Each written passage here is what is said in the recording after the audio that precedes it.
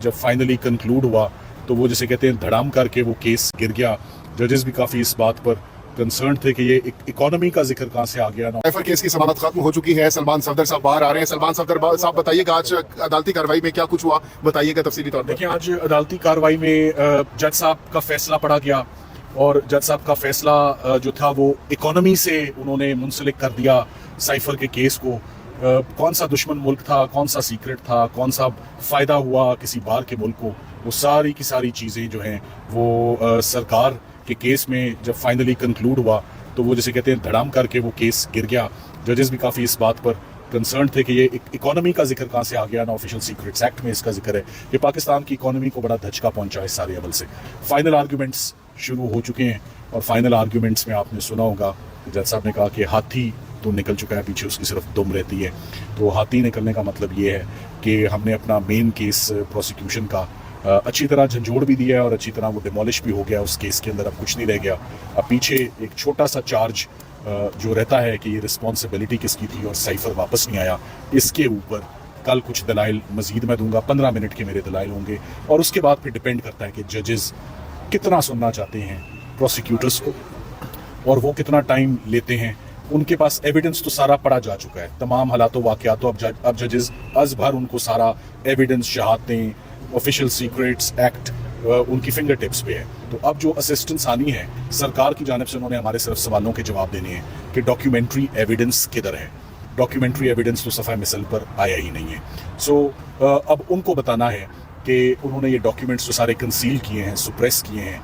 ना डी मार्च सामने आता है, ना नेशनल सिक्योरिटी कमेटी की मीटिंग सामने आती है, ना इसमें तस्करा आता है सुप्रीम कोर्ट की जजमेंट का कि सुप्रीम कोर्ट ने वोट ऑफ नो कॉन्फिडेंस में बड़ा एक्सटेंसिवली इस मामले को जो है वो डिस्कस किया। तो इन सारे पहलुओं पे अब सिर्फ ये चीज़ बकाया रह जाती है कि कोई लापरवाही तो नहीं बरती गई। तो लापरवाही कि अगर ये केस सिर्फ लापरवाही का पीछे रह गया, कल एक्सप्लेन करना तो कल हम इंशाल्लाह वो भी कर देंगे। लापरवाही पर, नेग्लिजेंस पे सबसे पहली बात तो ये होती है, लापरवाही उसकी होती है जिसकी ड्यूटी होती है, और जिसकी ड्यूटी थी वो मिस्टर आजम खान थे और मिस्टर आजम खान आपके गवाह बन चुके। सो आपने मुलजिम को जब गवाह बना लिया तो आपका केस तो वहीं ख़त्म हो गया। ड्यूटी ऑफ केयर जिनकी थी, जिन्होंने डिस्चार्ज करनी थी, वो आपकी साइड्स पे और उनका कॉन्डक्ट बड़ा डूबियस है, तो केस बड़ा मशकूक हो जाता है। और इन मशकूक हालात में आपको इस सारे केस को, जब हाथी भी निकल गया तो मेरा ख्याल है कल इंशाल्लाह। अच्छा, हाथी निकल गया, हाथी निकल गया तो उसको क्या कहेंगे कि ये इमरान खान साहब इस केस से बरी हो गई? हाथी कभी भी बैठता नहीं है, ऊंट बैठता है करवट। हाथी जो है वो चलता रहता है। तो हाथी जो है हमने निकाल दिया है। हाथी प्रोसिक्यूशन के शिकंजे से बाहर है और हाथी आज़ाद है। पीछे एक छोटा सा चार्ज रह जाता है जिस पर कल आर्ग्यूमेंट सुनेंगे 15 मिनट से 30 मिनट, और उसके बाद सरकार ने जितना टाइम लेना है वो लेंगे और फिर फैसला मुतवक्किल है इस पर। कुछ 15 मिनट है, कल आज भी 1 घंटा था वैसे। बातें लंबी हो जाती हैं। अच्छा, कल समझिए कि ये केस का लिए फर्क हो जाएगा, कल केस मुकम्मल कंक्लूड होगा। कल फैसला हो जाएगा इसका। ये अब जजेस पे डिपेंड करता है, फैसला उन्होंने देना है, मैंने कंक्लूड करना है। अच्छा, लगता है कि मेरा ये ख्याल है कि सिर्फ 7-8 सवाल पूछने हैं सरकार ने। साइफर किधर है? साइफर सफ़ा मिसल पे ही नहीं है। आपने कम्युनिकेशन कब हुई, कब कन्वे किया, किस वीडियो में किया? शाह महमूद कुरैशी ने या इमरान खान ने वो वीडियो या वो एविडेंस जो है वो हमारे आगे रखें। फॉरेन पावर कौन सी, उसका नाम बता दें। फॉरेन पावर जो मुस्तफीद हुई है इनके एक्शन से वो बता दें। और साइफर ड्यूटी किसकी थी लेना, वापस करना किसकी ड्यूटी बनती है, वापस कौन करता है? ये वो तमाम एस्पेक्ट्स हैं जिसके ऊपर 95% मैं समझता हूँ केस आर्ग्यू हो चुका है। मेजर केस तो जजेस ने खुद ही कह दिया, बार उन्होंने कहा मौका जरूर देंगे सरकार को कि अपना वो केस संभाले। बैरिस्टर साहब बताइएगा, क्या साइफर तलब भी किया जा सकता है कल?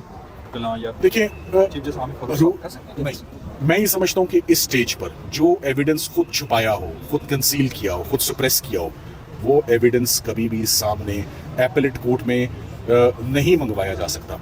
एविडेंस वो सामने आता है जो जब ट्रायल हो रहा हो, एग्जिस्ट ही ना करता हो, वो सामने आए ही ट्रायल चलने के बाद तो उसको रिसीव, तो यानी कि आपने प्रोसिक्यूशन केस की शॉर्टकमिंग्स या लकूनाज कवर करने के लिए इस स्टेज पर साइफर नहीं देखा जा सकता। वो बेमानी डॉक्यूमेंट है, इस स्टेज पर देखना वो उसको नहीं देखा जा सकता। The answer is simple. Sir, जजेस को अप्रोच किया जा रहा है, खत भी भेजे जा रहे हैं, आप इतना अहम केस लड़ रहे हैं, आपको कहीं बैक डोर पे कहीं धमकाया गया या खत वगैरह तो नहीं भेजा गया? मुझे धमका सिर्फ आप रहे हैं और कोई नहीं। ये बताइएगा कि अगर इमरान खान साहब के हक में फैसला आता है तो प्रोसिक्यूटर तो सुप्रीम कोर्ट जाएंगे, इसमें फिर दोबारा से केस तो और किसी का राइट होता है करेंगे। केस आगे नहीं जाएगा। सुप्रीम कोर्ट ने अपना माइंड पहले ही बड़ा जबरदस्त दे दिया हुआ है। सुप्रीम कोर्ट के ऑनरेबल जजेस ने इस केस में उन्होंने कहा पहले ये बताएं साइफर का लफ्ज क्यों इस्तेमाल कर रहे हैं, ये साइफर नहीं है। दूसरा उन्होंने कहा कम्युनिकेशन कहाँ हुई है।